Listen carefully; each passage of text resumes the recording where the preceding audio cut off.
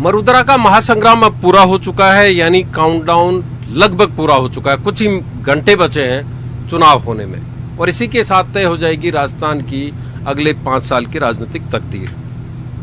इस तकदीर को कौन तय करेगा, ये मतदाता तय करेंगे, लेकिन फिलहाल लगातार सभी राजनीतिक दलों के जो नेता हैं वो हवाई दौरे कर रहे हैं, जनता से सीधे जुड़ने की कोशिश कर रहे हैं और इन्हीं में से एक है राजस्थान की मुख्यमंत्री श्रीमती वसुंधरा राजे, जो लगातार न केवल दौरे कर रही है बल्कि जनता से सीधा संपर्क बनाकर अपना रिपोर्ट कार्ड भी पेश कर रही हैं कि उन्होंने क्या क्या किया और अब अगले 5 साल में उनका एजेंडा क्या है।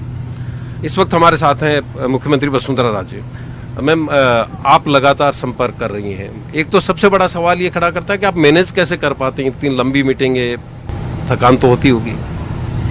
ये तो 5 साल से कर रहे हैं, 5 साल से अब ये चौथी यात्रा, ये समझो ये 5वीं हो गई, क्योंकि चुनाव खत्म होते ही हम लोगों ने सरकार आपके द्वार जो मीटिंग की, मैंने जो दौरे किए थे, उससे लोगों से पता करने की कोशिश की कि हम लोगों का एजेंडा आगे 4 साल के लिए क्या होना चाहिए। उसके बाद आपकी सरकार जो जिला में हम लोग गए, 3 दिन रुके ये देखने के लिए कि भाई उसका जायज़ा करें कि जो हमने चाहा था ज़मीन के ऊपर रखने का, उसकी शुरुआत हुई, वो कहाँ तक पहुँचा।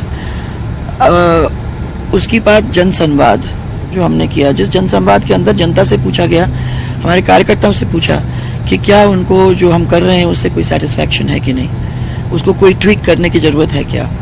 और फाइनली ग्रामीण ये अपनी जो गौरव यात्रा के अंदर हमने ये पता करने की कोशिश की कि जो काम हमने किए वो सक्सेसफुली हुए कि नहीं।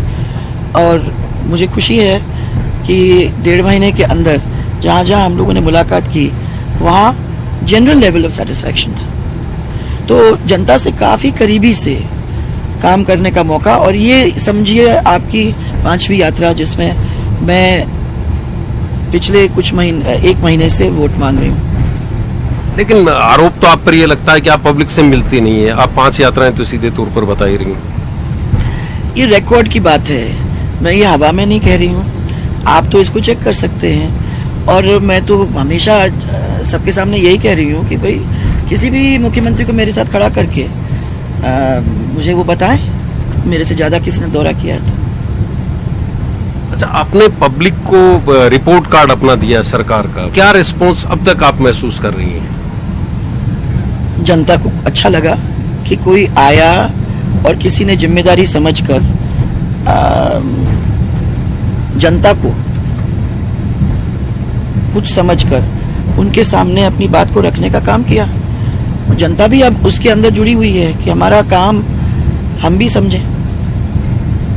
लेकिन विपक्ष तो ये आरोप लगा रहा है कि आप डेवलपमेंट पर जा रही थी, डेवलपमेंट के मुद्दों पर जा रही थी, लेकिन राजनीति पूरी की पूरी तरह जाति पर चली गई, गोत्र पर चली गई। कहीं हनुमान जी की जाति को लेकर बात हो रही है, कहीं राहुल गांधी की गोत्र को लेकर के बात हो रही है। ये चुनाव है और चुनाव के अंदर जो जो मुद्दे कांग्रेस लाती है और जिस तरीके से लाती है और जो 50 साल से लाती गई है, उसकी वजह से हमारा सामाजिक समरसता जो है उसको बिल्कुल तितर बितर करने का काम उन्होंने किया है। मैंने हमेशा राजस्थान के अंदर यही बात कही है कि 36 के 36 को हमको साथ लेके चलना। जब तक सबके सब साथ लेके नहीं चलेंगे तब तक राजस्थान को आगे बढ़ा नहीं सकेंगे हम लोग सक्सेसफुली। इसलिए सबकी ज़रूरत है और पिछले 5 साल के अंदर हमने ये कोशिश की है कि सबको एक साथ बिठाएं, सबकी बात को समझें और समझ के उसी तरीके से उनका बजट बनाकर उनका काम करने की कोशिश करें। अच्छा, काउंटडाउन हो चुका है पूरा, मतलब अब तो कुछ ही घंटे बचे हैं मतदान में। अभी तक का जो आपने 5 साल काम किया, अब क्या लग रहा है कि क्या कुछ चूक गया जिसको ठीक करना जरूरी है? चूक का सवाल नहीं है, उसको खाली बढ़ाने की ज़रूरत है। जैसे एजुकेशन है, अब एजुकेशन को आप क्या कहते हैं, सेकेंडरी एजुकेशन को अपन कंप्लीट कर लें। कंप्लीट भी क्या, अभी तो टीचर्स, स्पेशलाइज्ड टीचर्स ट्रेनिंग, ये भी अब ज़रूरी है स्कूल शिक्षा के साथ जोड़ने का। उसके बाद हायर एजुकेशन के बाद विश्वविद्यालयों और उनकी किस तरीके से अपने को वो करना है। जैसे आपके इंजीनियरिंग कॉलेजेस हैं, engineering colleges have to be brought up to scale, तो वो सबको हमें करने की ज़रूरत होगी। उसके साथ स्वास्थ्य के अंदर नेक्स्ट लेवल ऑफ हॉस्पिटल्स अपने को लाने की ज़रूरत होगी। मोबाइल एम्बुलेंसेस की तरफ अपने को ध्यान देने की ज़रूरत होगी। एयर एम्बुलेंसेस की बात कर रही हूँ, मोबाइल अलग ही नहीं, बट एयर एम्बुलेंसेस ऑल्सो।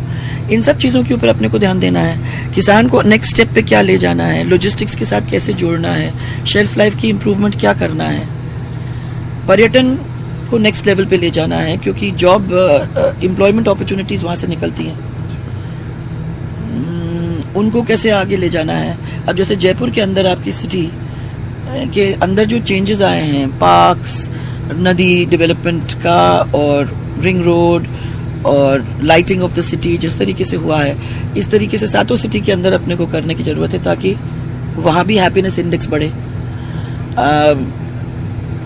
जो छोटे छोटे काम रह गए हैं उनको पूरा करने की ज़रूरत है। इन अंदर के शायद रोड्स हों या नालियाँ हों या कोई, so there is always something left जिसको अपन पूरा करें। ग्रीनरी हो, गार्डन्स हो, पार्क्स हो, बहुत कुछ का। इंफ्रास्ट्रक्चर के लिहाज से रिंग रोड तो ऑलमोस्ट गडकरी साहब ने कहा है, आप भी लगातार कहते रहे कि जनवरी तक पूरा हो ही जाएगा जयपुर का। अब जोधपुर और इसके रिंग रोड की भी बात हो रही थी। नहीं, वो तो जब जो जरूरी पड़ेगा उसी हिसाब से हम करेंगे। I can't say to you just now कि हम किस जगह पे क्या करने वाले हैं, परंतु इसी तर्ज के ऊपर हम लोगों को, अब हमने एग्जाम्पल और देख लिया कि कैसे बनता है और कैसे काम होता है, इसको हम दूसरे के ऊपर भी लगा के दूसरी सिटीज़ को भी उस लेवल तक लाने की कोशिश करेंगे। टूरिज्म के हिसाब से बड़ा स्कोप है। आपने सबसे पहले 1989 में जब आप एमपी बनी थी झालावाड़ से, तो आपने झालावाड़ महोत्सव कराया था, हाड़ौती सर्किट की बात होती रही है। कहीं न कहीं लगता है कि वो जो इलाके हैं जो राजस्थान में बड़े समृद्ध हैं उस लिहाज से, वो ठीक हो सकते हैं, बेहतर हो सकते हैं। तो क्या कोई फोकस रहेगा फ्यूचर में इनके ऊपर? तो फेस्टिवल्स तो चालू हो चुके हैं। आपके लिटरेचर फेस्टिवल है, आपका सेक्रेट म्यूजिक फेस्टिवल है, आपका इंटरनेशनल म्यूजिक फेस्टिवल है, कि अलग अलग फेस्टिवल्स हैं जो शायद इस साल मालूम नहीं हो पाएंगे कि नहीं पाएंगे कि चुनाव की वजह से, परंतु एवरी ईयर ये हो रहे हैं। टूरिज्म फुटफॉल बढ़ गए हैं, आपके होटल्स ज़्यादा बन गए हैं, हेरिटेज होटल्स बनने लगे हैं, स्मॉल स्टेज बनने लगे हैं। तो माने अभी खाली पैसे वालों का काम नहीं है ये। अगर आपके पास 5 कमरे का मकान है और उसको अच्छी तरह से चलाते हो तो आप उसको भी होटल बना सकते हो। अच्छा, सुकून किस चीज से होता है सबसे ज्यादा, जब एक मुख्यमंत्री के बतौर और एक माँ के तौर पे एक पूरे परिवार को देखती हैं? आपको लगता है कि ये जो एक योजना है जिसने सबसे ज्यादा सुकून दिया? मुझे 2 स्कीम्स हैं जिनसे, या 3 स्कीम्स हैं जिनसे मुझे खुशी हुई है। सबसे पहले भामाशाह योजना के साथ महिलाओं को जोड़ना, मैंने डायरेक्ट बेनिफिट ट्रांसफ़र महिलाओं के साथ करना, महिलाओं को थोड़ी सी मजबूती देना, परिवार के अंदर उनको अपना स्थान देना। एक तो ये महिलाओं वाला, दूसरा भामाशाह स्वास्थ्य बीमा योजना, जिसमें first time in the country हम लोगों ने बीमा के साथ प्राइवेट एंड पब्लिक हॉस्पिटल्स को जोड़ के और गरीब से गरीब जनता को ऐसी परिस्थिति में लाके खड़ा कर दिया है कि वो इस बीमा 30,000 से 3 लाख तक जाके किसी भी हॉस्पिटल, बेस्ट से बेस्ट हॉस्पिटल में जाके अपना ऑपरेशन करवा सकता है। उसको दवाई देने की ज़रूरत नहीं है, आराम से निकल के आ जाता है। एंड ऑलमोस्ट 1900 करोड़ का काम हमने किया है, जिसमें करीबन 28 लाख लोगों को इसका फ़ायदा मिला है। तो अपने आप में एक बहुत बड़ी बात है। प्लस मेडिसिन को भी हमने फ्री किया ये। और तीसरा जो स्कीम हमारी है वो है जल स्वावलंबन, जिसमें पूरा राजस्थान के सब अलग अलग तबके जुड़े हैं। ये खाली गवर्नमेंट फंडेड नहीं है, इसमें जो अपनी मेहनत दे सकता है वो अपनी मेहनत देता है, जो अपनी मशीन दे सकता है वो मशीन देता है, जो पैसे दे सकता है वो पैसे देता है। तो इसमें आर्मी भी है, इसमें आपके संत महात्मा हैं, इसमें सरकार है, इसमें किसान हैं, जनरल फार्मर्स हैं, सब लोग। अपने आप में एक बहुत बड़ी बात है। और इसको देख के इंटरनेशनल लोग ने भी इंटरेस्ट जताया है। और कुछ कंट्रीज़ जैसे नाइजीरिया वगैरह हैं, वो इसको सीख के वहां तक ले जाने की अपने कंट्रीज में लेके गए हैं स्कीम को। ये भी एक अच्छी बात है। बिल्कुल, जल स्वावलंबन की तो स्टडी भी करने के लिए आए और इवन डूंगरपुर में भी कुछ ग्रुप्स आए थे जो वहां पर रूरल डेवलपमेंट को देखने के लिए आए थे। ये जो फ्री मेडिसिन का मामला है, इसमें कांग्रेस का कहना है कि योजना उनकी थी, आपने सिर्फ नाम बदल दिया। देखो, 2 एस्प्रिन का पत्ता देखिए फ्री मेडिसिन नहीं होता है, उसको व्यवस्थित रूप से करने की जरूरत है। ये व्यवस्था जो बीमा के थ्रू हमने कराई है वो अपने आप में फर्स्ट टाइम इन इंडिया व्यवस्था थी। तो वो कुछ भी कह लें, फैक्ट्स को देखिए ना। मैं प्रॉब्लम ये है कांग्रेस की कि वो अपने आप में इतने मग्न हैं कि आज चारों ओर ये देखते नहीं है कि फैक्ट्स एंड फिगर्स अपने आप बोलते हैं। तो जो फैक्ट्स एंड फिगर्स हैं उनको देखते हुए अगर कुछ बोलेंगे तो फिर मैं मानने को तैयार हूँ, परंतु खाली कहने की बात तो ऐसे तो कोई भी कुछ कह सकता है। अब फ्री मेडिसिन क्या दिया है उन्होंने? 300 करोड़ रुपए दिए, आज 2000 करोड़ रुपए की फ्री मेडिसिन एंड 1800-1900 करोड़ के ऑपरेशंस हो रहे हैं पूरे स्टेट के अंदर। लोगों को इतना फायदा मिला है और कितने सारे गरीब लोगों को फायदा मिला है। अच्छा, किसानों के मुद्दे पर भी कांग्रेस लगातार कह रही है, उनका कहना है कि 10 दिन में हम कर्ज माफ कर देंगे सत्ता में आए तो। मुझे लगता है कि शायद ये भूल गए हैं कि हम लोग ऑलरेडी कर्जा माफ कर दिया है, और हमने कर्जा माफ ही नहीं किया है। ये फर्स्ट टाइम इन 55 इयर्स कर्जा माफ हुआ है। आप जानते हो 9000 करोड़ बटे हैं 30 लाख फार्मर्स के बीच में, 50,000 रुपीज उनके माफ हुए हैं। और हम वहाँ ही नहीं रुके हैं, हमने इसकी व्यवस्था की है। हमने बैंक को सुदृढ़, क्योंकि ये सहकारी बैंक्स के लोनिंग है, सहकारी बैंक सुदृढ़ हो जाते हैं, तो उन्होंने जो लोन माफ किया है वो लोन को फिर देने का काम कर दिया। सो लोन के ऊपर लोन, एंड देन उसके साथ हमने व्यवस्था बनाई है कि सतत प्रक्रिया बने। तो एक ऋण राहत आयोग जिसके बेंचेस पूरे राजस्थान के अलग अलग संभागों के अंदर होंगे। जो किसान कर्ज के बोझ से दबा हुआ है वो उनके सामने जाएगा और उसको राहत देने का काम करेंगे। मैंने ऐसी भी स्थितियां हैं जहां पूरा कर्जा ही माफ हो जाएगा उसका, अगर वो दबा हुआ है। तो ये परिस्थिति हमने बनाई है इस स्थिति से। ये तो चुनाव जीतने के लिए कुछ भी बोल लो। 55 साल में अगर ये कर देते तो मैं कहती हाँ कि आपने कुछ सोचा है, परंतु आपको देखने को आ गया कि भारतीय जनता पार्टी ने जो स्कीम्स लागू किए हैं उनको इफेक्टिवली लागू करने का काम किया है। अब ये अच्छी बात है, हमने इफेक्टिवली लागू किया, हमने जनता तक उसको पहुंचाया। अब कुछ भी कह दें, लोग तो आने नहीं वाले हैं बातों। अच्छा, रोजगार के मुद्दे पर भी वो लगातार जो नौजवान हैं उनको आश्वासन दे रहे हैं। उनका कहना है कि रोजगार इस सरकार में नहीं मिला, वो रोजगार मुहैया कराएंगे। Criticise for the sake of criticism बहुत आसान है। 55 साल में मैं फिर वही बात कह रही हूँ, इतना समय मिला था, राजस्थान को क्या से क्या नहीं बना सकते थे, परंतु उन्होंने नहीं बनाया। सबसे पहले रोजगार दिलवाने के लिए आपको बेस का स्ट्रक्चर ठीक करने की जरूरत है। बेस स्ट्रक्चर में आपको पानी, बिजली, सड़क ये जब करते हो तो फिर उद्योग आता है। उद्योग आता है तो फिर अपने आप जनरेट करता है रोजगार के मौके। ये एक है, और उसको तय करने के लिए मेहनत करनी पड़ती है। पहली दफा राजस्थान के रोड्स की हालत देखो आप, बिजली की हालत देखो। 22 घंटे 24 घंटे आपको सिटीज के अंदर तो मिलता ही मिलता है, और गांव के इलाके के अंदर भी आपको 22 घंटे बिजली मिल रही है। किसान की बिजली भी आपको अच्छी मिल रही है। तो बिजली, पानी, सड़क आपका ये हो गया है। स्कूलिंग अच्छा है, आपके स्वास्थ्य की और हॉस्पिटल्स की स्थिति अब अच्छी बन गई है। अब उद्योग आपके आने लगा है, तो ये अपने आप ही जनरेट करेगा। अब ये 55 साल पहले हो जाता तो ये प्रॉब्लम ही नहीं होती। जहाँ तक सरकारी नौकरियों का सवाल है, मैंने कहा है कि हर साल जो रिटायर्ड होते हैं उन रिटायर्ड जॉब्स को फिर रोटेट करते हुए नए जॉब्स के मौका हम लोग देने का काम करेंगे। तो 1.5 लाख एवरी ईयर तो हो ही जाएगा। अब आज तक भरे नहीं थे इन लोगों ने, क्या कर रहे थे? 3.5 लाख क्या कहते हैं रोजगार हम लोगों ने दिए, फिर 2.5 लाख हो गए, और 1 लाख इन्होंने अभी पाइपलाइन में बंद करके रखा है, कोर्ट में जाके स्टे ले लिया। वहाँ स्टे ही नहीं ले लिया, फिर बाद में इलेक्शन कमीशन से भी बात कर ली कि अभी मत करो, नहीं तो इनको फायदा मिल जाएगा। ये 3.5 लाख जो रोजगार हैं वो गवर्नमेंट सेक्टर के हैं, सरकारी नौकरी। हाँ, और जो हम लोगों ने और भी दिए हैं, जो प्रधानमंत्री जी के लिए मैं धन्यवाद देना चाहती हूँ कि इन्होंने स्वरोजगार एक अलग तबका बनाया है। जो लोग अपने पैर पे खड़ा होना चाहते हैं और अपना खुद का धंधा खड़ा करना चाहते हैं, ऐसों के लिए उन्होंने कहा कि भैया 10 लाख तक के लोन दिलवा दो। तो मुद्रा बैंक से उसको दिलवाने का काम किया, 10 लाख तक का उसको लोन मिल जाता है और ये कंप्यूटराइज्ड है।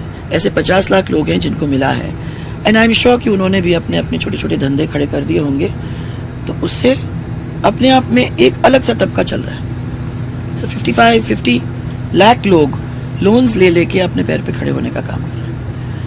फर्स्ट टाइम व्यवस्थित ढंग से 15 लाख करीबन थ्रू ITIs, थ्रू उद्योग, थ्रू रोजगार मेलाज, थ्रू इंडस्ट्री हो रहे हैं। 3.25 ऐसे हुए हैं सरकार के थ्रू, एंड अबाउट 50 हुए हैं मुद्रा लोन्स के थ्रू। सो ये शुरुआत है, परंतु ये 55 साल अपने को खराब करने की जरूरत ही नहीं थी। अब जो कुछ हो चुका है उसके बाद आपको लगता है कि आगे का रोड मैप बेहतर होगा? हाँ, जो हमने काम चालू किए हैं, मुझे मालूम है कि हमारी सरकार वापस आती है तो इसको आगे बढ़ाते हुए हम इसको बहुत आगे ले जा सकेंगे। पर प्रॉब्लम तो ये है कि ये कांग्रेस वाले ये कहते हैं कि हम तो आएंगे तो हम ये सब पूरी स्कीम्स को खत्म करेंगे, तो आप फिर गड्ढे में राजस्थान को डालने का काम करोगे और आप अनाउंस करके कह रहे हो। नहीं, लेकिन गहलोत साहब ने तो कहा है कि कोई भी स्कीम आपकी बंद नहीं होगी। उन्होंने तो एक तरह से इंडोर्स उन्होंने कुछ स्कीम्स की पहले तो कह दिया कि सब स्कीम्स को खत्म करेंगे, फिर उनको लगा कि जनता इससे खुश नहीं है क्योंकि जनता जानती है कि स्कीम्स ने अच्छा काम किया है और उनको फायदा दिया है, अब भाषा बदलने लगी है। पर इतना कंफ्यूजन, मैं समझती हूँ कि एक दफा के लिए इन लोगों को कह देना चाहिए कि जो स्कीम्स हैं वो स्कीम्स को पूरी तरह से चलाने का काम वो करेंगे, उसमें क्या प्रॉब्लम है। राजस्थान की ये सरकार ने अच्छा काम किया है और राजस्थान की ये सरकार फिर वापस आएगी जनता के आशीर्वाद से, तो इसको कंटिन्यू करेगी और राजस्थान को आगे बढ़ाने का काम करेगी। अच्छा, एक जहां जहां भी हम गए, हमने बड़ी चौपड़ में लोगों से बात की, वहां पे एक सवाल आया कि घोषणा पत्र जो भी हैं, हालांकि उसको आप वचन पत्र के बतौर, संकल्प पत्र के बतौर लागू करने की कोशिश करते हैं, लेकिन क्या कभी ऐसा वक्त आएगा जिसमें वो एक लीगल शेप ले सके, एक एफिडेविट का रूप ले सके? अब तो वो रिलीज हो चुके हैं, ये फ्यूचर में अपन सोच सकते हैं, ऐसी कोई बात नहीं, सोच सकते हैं इसके बारे में। दोनों पार्टीज को बैठना पड़ेगा, पार्टीज बैठ के इसका तय करें। अच्छा, एक राजस्थानी भाषा का मुद्दा भी लगातार सामने आ रहा है, खासतौर पर वेस्टर्न राजस्थान में। संकल्प एक जारी किया गया था विधानसभा की तरफ से भी, वो भी एक मुद्दा जगह जगह सामने। मैं समझती हूँ कि ये एक बहुत जरूरी है, और खासकर वेस्टर्न राजस्थान की बात ही नहीं है, पूरे राजस्थान की बात है, क्योंकि ये भी एक रोजगार से जुड़ा हुआ मामला है और इसको बहुत तरीके से पुश करने की जरूरत है। मैं समझती हूँ कि अभी हमारी सरकार वहाँ भी बैठी हुई है, इसको जरूर आगे ले जाने का काम अपन करेंगे। आपके एमपीज ने कोशिश की, अर्जुन मेघवाल हैं, गजन सिंह शेखावत हैं, इन्होंने राजनाथ सिंह जी से बात की थी और एक उम्मीद बंधी थी उस वक्त कि ये जल्द हो जाएगा, लेकिन 8वीं अनुसूची का मामला अभी भी पेंडिंग है।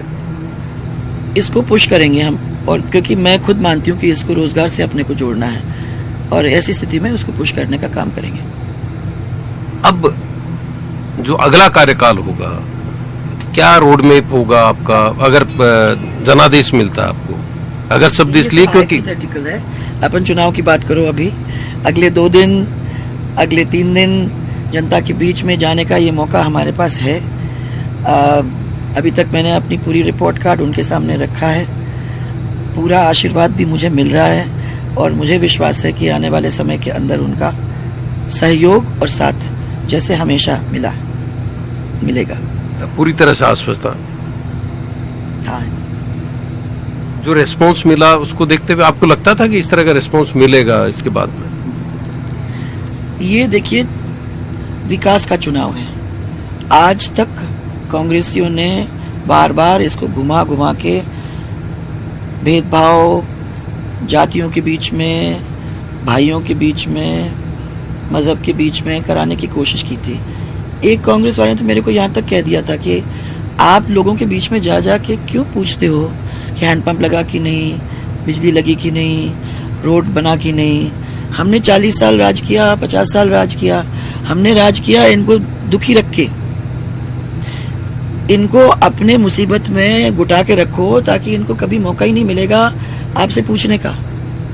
अब जो पार्टी इस तरीके का सोचती है वो क्या भला कर सकती है किसी पार्टी का। और हमने तभी उनको कहा, और उन्होंने कहा मेरे को कि आप अगर ये सब बातें करना शुरू करोगे तो चुनाव भी हारोगे। मैंने कहा ये लोकतंत्र का ज़माना है और हम चाहते हैं कि लोग पैर पे खड़े होके ये प्रश्न एक दूसरे से पूछना शुरू करें, क्योंकि अगर ये पूछना नहीं शुरू करेंगे एक दूसरे से तो काम कैसे होगा।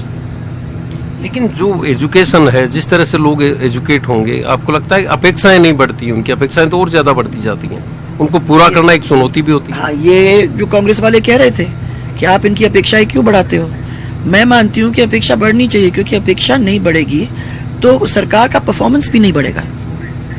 सरकार के परफॉर्मेंस को मैंने बढ़ाते रहने की कोशिश अपने को करनी है, अपेक्षा बढ़ेगी तभी होगा। मतलब ये चुनौती आप लगातार लेंगे? है, क्योंकि चुनौती है। अब एक आखिरी सवाल है, क्योंकि लोगों के मन में चिंता भी, इस बार बारिश कम हुई, अप्रैल मई में स्थितियां और ज्यादा खराब होगी, और पानी के मुद्दे पर भी जगह जगह सवाल खड़े हो रहे हैं। देखिए, पानी के मुद्दे को स्थायी रूप देने की जरूरत है।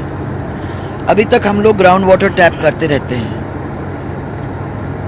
हमने इसीलिए एक बड़ी स्कीम बनाई है, ईस्टर्न राजस्थान कैनाल, 37,000 करोड़ की स्कीम है, जिसका काम हमने चालू कर दिया है चंबल कोटा पे, नौनेरा बराज, जिसमें हमने 1000 करोड़ रुपए ऑलरेडी दे दिए हैं, वर्क ऑर्डर्स भी हो गए हैं, काम भी चालू हो गया है।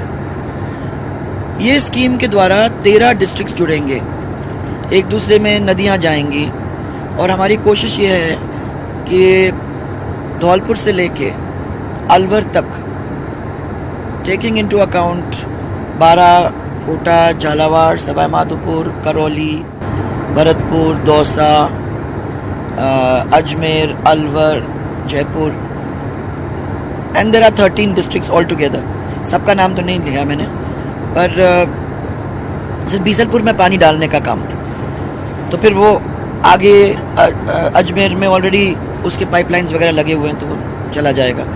इसी तरीके से बीसलपुर का पानी जयपुर जा रहा था, तो बीसलपुर का पानी अगर भर जाता है तो जयपुर तक भी पानी आराम से पहुंच जाएगा। शॉर्टेजेस नहीं होंगी, ड्रिंकिंग वाटर के लिए नहीं होंगी आगे चल के, एंड कुछ सिंचाई भी इससे हो जाएगी। इसी तरीके से भीलवाड़ा में चंबल, अभी 3rd 4th पैकेज उसका चल रहा है, और मैं समझती हूँ कि 2020 तक, अगस्त तक ये कंप्लीट हो जाएगा। इसी तरीके से उधर नर्मदा का चल रहा है, माही का चल रहा है। इनको सबको स्थायी रूप देना हम चाहते हैं। खाली सरकार में आ गए, वन ऑफ एक कैनाल निकाल दिया, दूसरा कैनाल नहीं, उसको पूरा स्टडी करके उसका एक नेटवर्क, वर्केबल नेटवर्क बनाने का काम कर रहे हैं।